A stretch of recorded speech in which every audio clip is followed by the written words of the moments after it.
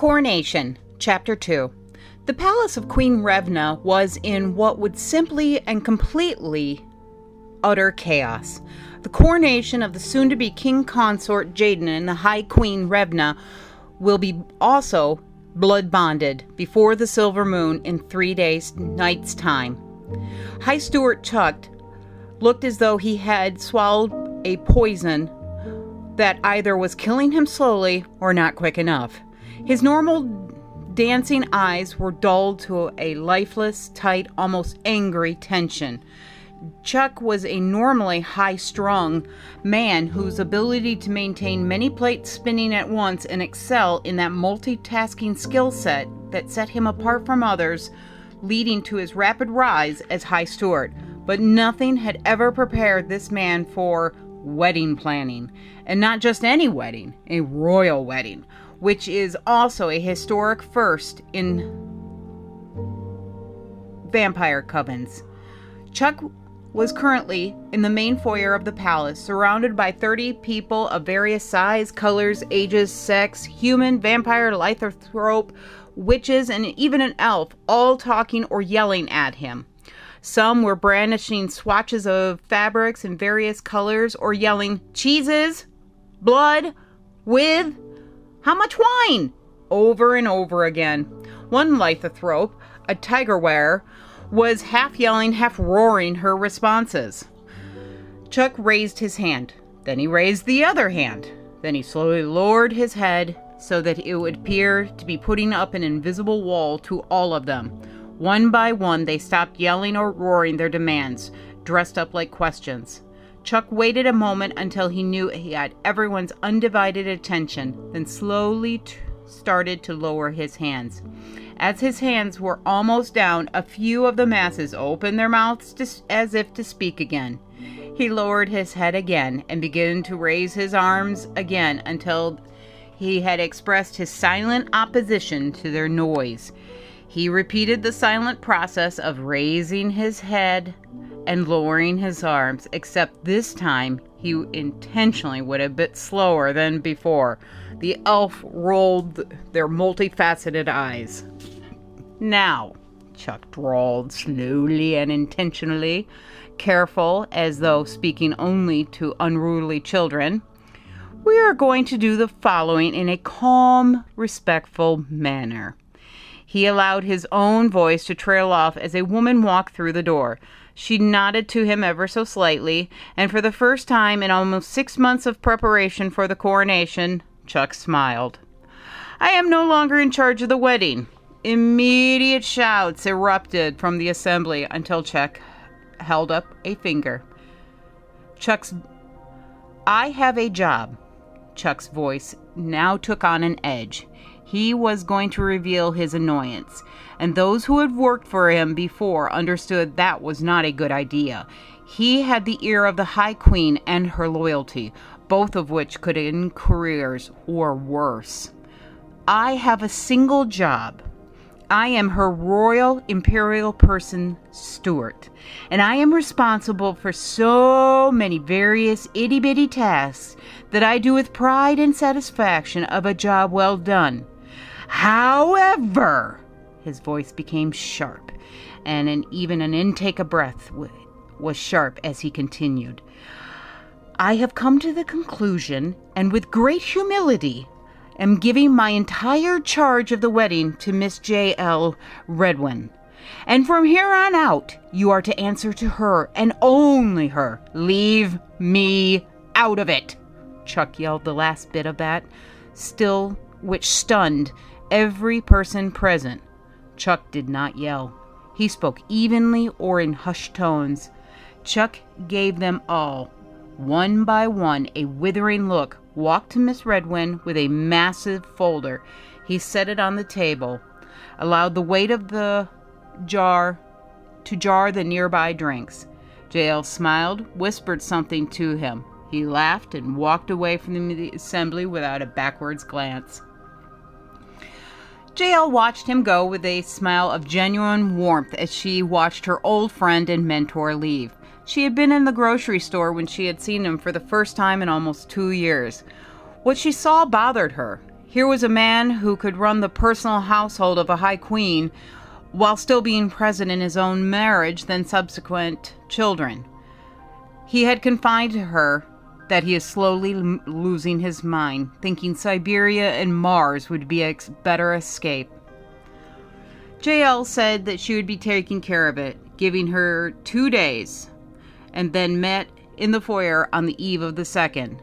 As JL's eyes swept the room, she noted each person frankly, openly, and without hostility. She smiled, but it did not reach her eyes.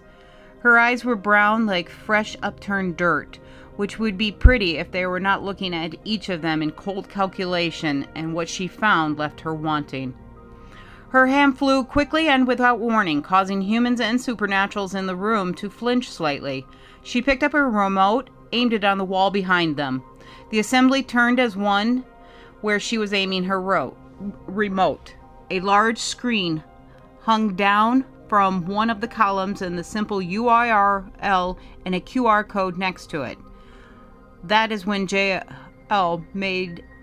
went to stand on a makeshift raised dais in front of the assembly. She was a dark-skinned woman who stood at 5 foot tall, but wore her 5-inch heels like her own individual armor. Her eyes sparkled now. I am not Chuck. I am Miss Redwin. I am not JL or ma'am or hey you, just Miss Redwin. The URL and QR behind me serve as a working document between you and me. Each of you has your own sections. You will be uploading required information or documents or fabrics or color or just a picture. You will be required to maintain respect and decorum throughout all of the highly chaotic future days, as Her Majesty and her soon-to-be are counting on us all. Shouting and yelling your demands will not, I repeat, not work for me. Do I make myself clear? Her tone suggested not attempting an argument. Please scan and begin working. You will find various cubby holes in the area that have been staged for the main sections. Please head to your areas now. She turned and walked away. She went back to the simple high bar stool with the table and began flipping through Chuck's binder. She was taking pictures and sorting them into her tablet when the first wave of upset bridal planners, 2 women and 1 man, walked briskly to her table. The man was the same elf with the odd eyes, and one of the women were a werewolf. All 3 looked at JL's entire being, personally offended him. JL simply stared at them. No emotion in their gaze. The 3 started ranting and raving with various issues they saw fit with their contributions and how she should pay attention to their needs. But JL just continued to stare at each of them with that methodical, blank stare. Eventually, they stopped talking and JL pointed to the screen with the URL QR code and went back to her binder. JL had dismissed them completely. They stared at her for a moment, then wandering away, not understand fully what had happened. Thomas had been watching this entire scenario since the fiery creature walked in to relieve Chuck. She was simply flawless in her presence. She commanded a room like another woman who was dear to his heart. Thomas walked up to her slowly, giving her time to become aware of his presence. JL did not immediately respond to him, but she was acutely aware of his presence. JL looked up and met his eyes directly, which she then wished she had ignored him. The man who approached her table was simply gorgeous and seemed to reek of carnal pleasures underneath that gaze. His skin held a reddish tint, and his body was one massive of lean muscle. There was not an ounce of fat on this man, JL thought, thinking she had either been born with exceptional genetics to achieve that 0 body fat or spend more of her limited time in the gym. He had black hair and those hypnotic green eyes that almost seemed to dance with an inner fire, and an actual red fire that circled that amazing green color. Hello, Miss Revna. Hello, Miss Redwin. I am Thomas, head of security. His voice was smooth, like a rich bourbon that had been aged in oak barrels. He smiled her, scenting the air around her, realizing she was attracted to him and causing the smile to widen. JL narrowed her eyes. She knew she was in the supernatural realm. "What are you?" she said bluntly. Thomas threw his head back and laughed. "Right to the point. Chuck was right. You are my kind of woman." Thomas continued to laugh in an odd barking pattern. JL put her hands on his hip and rose to all 5 feet of her height. She looked at him with the fury of a woman who does not like to be treated as though she were a doll. She kept her fury tightly coiled and spoke to him. "Is there something about me that you feel needs your mockery?" Her voice was ice, each word careful. Thomas looked down at the woman. Her skin was dark, reminding him of a perfect moonless night, almost blue in how dark her skin was. It held almost no imperfections or marring, just gorgeous.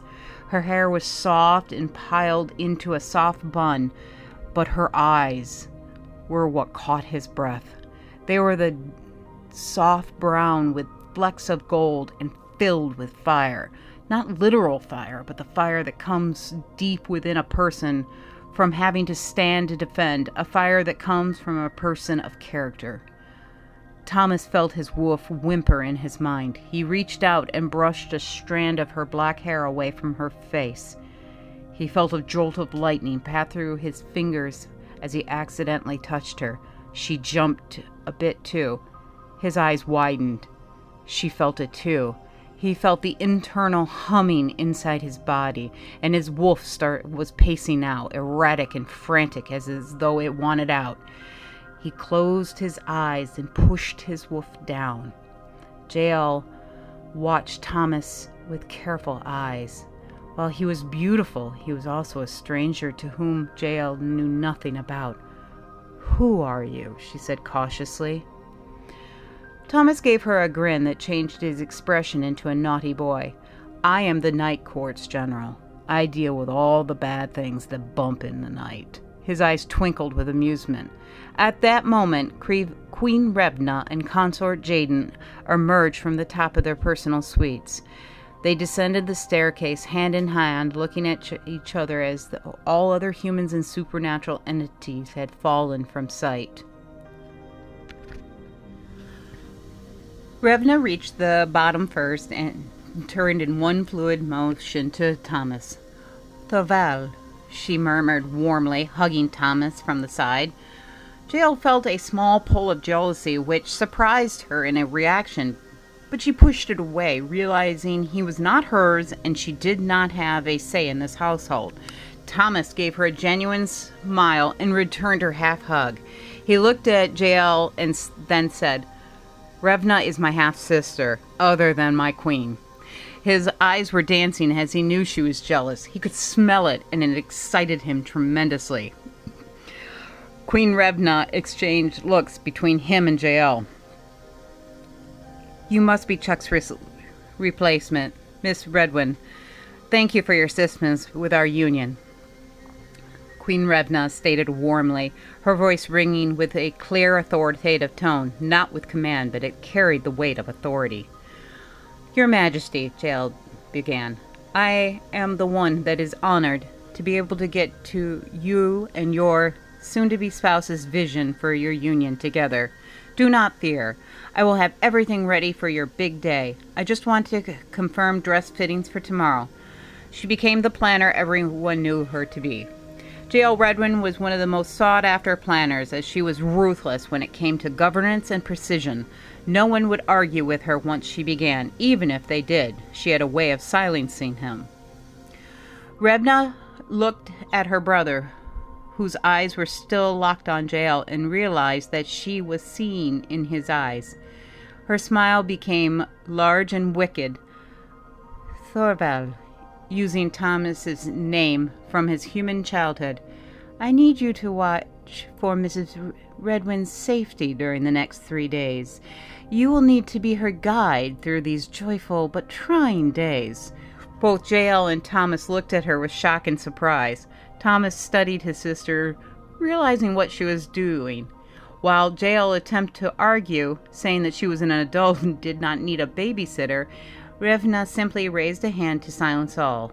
"Thank you, Miss Redwin, for accepting Thomas's assistance."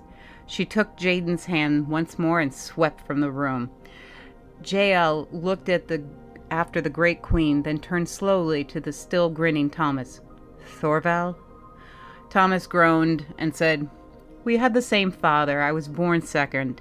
His name was also Thorval. I was named after him." The following days became a whirlwind of preparation, meetings, fittings, tasting, and last-minute changes. Everyone from the lowest maid to the queen herself did not stand in the way of Jael Redwin. She was a force of nature. She would sweep in when disputes were occurring between the various assistants, fix any and all problems, and foresee if new ones were going to occur. Chuck gained back his normal pallor and became one of the many people who simply did whatever task Jael needed him to do. But for her part, she would not let Chuck lift another finger, forcing him to sit and rest. That evening, the evening before the union, the castle was simply abuzz with movements, scents, and sounds. Everything was being tuned like a fine orchestra was about to perform its grandest piece. Each member of the castle staff laid out their very best clothes for tomorrow, as Jael had intentionally hired services for the day, allowing all those who lived and worked in the castle to witness their queen marry their king. As she was completing the final background checks on the last of the catering staff, she felt the familiar male presence that became her constant companion. "How are the checks going?" Thomas's low rumble came from behind her, causing shivers to race down her spine. Jael hated how his very voice sent her treacherous body to react to him. "Good, almost done, but these two are odd." Her voice trailed off. Even though it unnerved her how much her body wanted him, she still valued his insight. Over the past few days of them spending almost every moment together by the Queen's command, he would often remind her she found him to be a worthy partner. His military mind was strategic, and he saw possible holes in any type of plan, which for her was exactly the perspective she needed. He looked at the two background checks of a bartender and a server. Nothing jumped out immediately from their resumes, but he agreed with her assessment. Something was off. He looked at her and was impressed again by how her mind worked and saw everything. "Your call," was all he said, and he handed them back to her. She nodded, pulled out her phone. With a polished voice, she notified both of them they would not be needed at the festivities. She contacted their employment agency and reiterated what she had found. Later that night, everything was done for the day. Everything was in a holding pattern, all waiting on that magical moment in the morning when it all started and everything had been planned for months, for finally fell into place like dominoes. Jael was walking through the main ballroom, examining blood roses and night-blooming jasmine centerpieces when Thomas found her. She had removed her heels and was walking in her nylons. Her toes were painted hot pink, which made Thomas feel heat rising from his midsection. "Jael," using her name. "Are you finally ready for a break?" Thomas said, holding out a glass of wine. He held one as well, but his was blood wine, while hers was sweet red. She smiled her thanks and drank the whole glass in 2 massive gulps. Thomas' eyes widened. "Thirsty?" he said, amused. "You have no idea how much I needed that," she retorted. I actually do. You've been going 18-hour days since you started. You have gotten this entire festival back on track, and if no one says anything, thank you for helping my sister." Thomas said simply, his eyes never leaving hers. Jael stared at him for a long moment. "How do you do that?" she whispered. He moved closer. "Do what?" he said, reaching for her face. He did it slowly, as if she were an injured animal, allowing for her to pull back at any time. She leaned into his touch as his hand rested on her cheek. He reached out and laced his arm around her waist, drawing her close. He kissed her then, tentatively at first, as though to ask permission, When she pushed further into him, he took control and allowed all his pent-up passion for her to explode with that kiss. Jael pulled back, breathing heavily. She looked at him. Why do I feel like an animal? I thought you were a vampire. Because I am both. I was born lycanthropic, but made a vampire by Revna. I am one of her firstborn. First bonded. Not mate bonded. That would be ew. His gorgeous face scrunched up as though he had just licked something gross. Jael laughed at his antics as he continued. After my father passed, he made me a promise to look after her, but he did not know that she had already become. It was more like Revna took care of me. It was as if she knew her name was being mentioned. Queen Revna appeared. Her face was set in worry. Something which seemed out of place on her, Jael thought. A woman who was already in control of herself and surroundings, maybe nerves? Revna smiled at Jael, knowing full well how her brother felt about this woman. It radiated off him like a strong cologne that he had put too much on, and her senses picked up that Jael felt the same for him. I apologize, but Thorvald, come. Revna did not wait, pulling him aside. They whispered for a moment, their voices so low that Jael could not make anything out. But whatever she said to Thomas made him pale. Then she was gone. Thomas stood for a moment, then he too was gone. Jael was confused, but it did not let her stop. She completed her final checks and started for the kitchen. She completed her final checks and started for the kitchen. She would finally grab something to eat. She had an apple about 10 hours ago, but she was starting to feel a bit peckish. Jael was looking through the cupboards when two people walked in the back door. They stopped as they walked through the door as though they had multiple times. It's like she did not know servants who carried automatic weapons. These were two people she had refused employment because of their checks. She knew them, even if they did not know her, but they did not care. They raised their weapons. She jumped down in front of the massive oak prep table in the center of the room. The sound of gunfire echoed through the large kitchen, forcing Jael to cover her ears to block the sound. She felt bullets cut through the air near her head and hair. Jael did not move. She waited until they were done with their first round of fire. She popped her head out, launching one of the many knives she kept in the small of her back. She had grown up in the inner city of Detroit. She knew how to defend herself. The first knife found its mark in the assailant's neck. He went down gurgling cry as blood spewed out of the wound. The second man charged at her then, furious. She did not die. He grabbed her by the hair and hauled her up in front of him. He could smell the rancid odor of decomposition hanging out of his breath, realizing he was a ghoul. His dead eyes scanned her, and with a smile was twisted and wrong. You look like a tasty meal. I've never eaten a black girl. I wonder if your skin tastes different. He brought her towards his mouth. Jael slammed her heeled foot into his skin. He screamed but did not release her. It was then they heard the sound. It was an animal, a large one, running towards them. The ghoul's eyes went wide as the kitchen doors were blown inward, not by magic, but by pure power. A massive black wolf had shredded the doors as though they were made from matchsticks. The wolf filled the room with like a venging angel, with its massive eyes fixed completely on the ghoul, who was at that moment had let go of Jael's neck. She slumped downward, coughing and gasping. The massive wolf lowered its head to her, green-red eyes meeting hers. Jael's eyes widened. Thomas, she whispered. The wolf licked her cheek very gently and turned to the ghoul. The ghoul raised its hands to show deference, but it did not matter. It was over with a crushing chomp of jaws from Thomas's wolf. Revna was next into the room, followed by Jayden and 20 of the Queen's personal guards.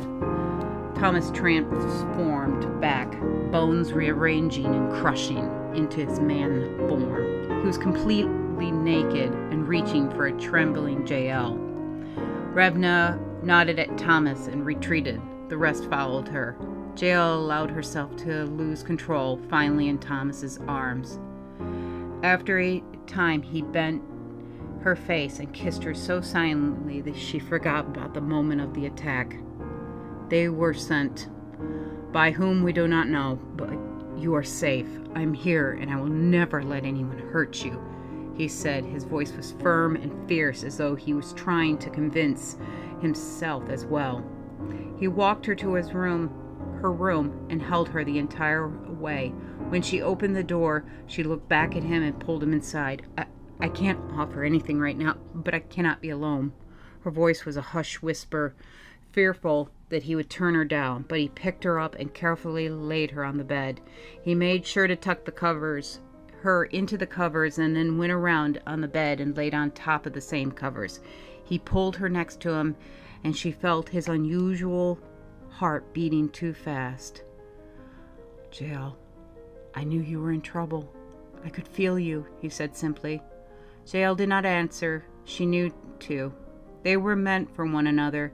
It was the trait of the paranormal that finding one's bonded mate was the possibility, but to find another bonded mate among the human population was unheard of.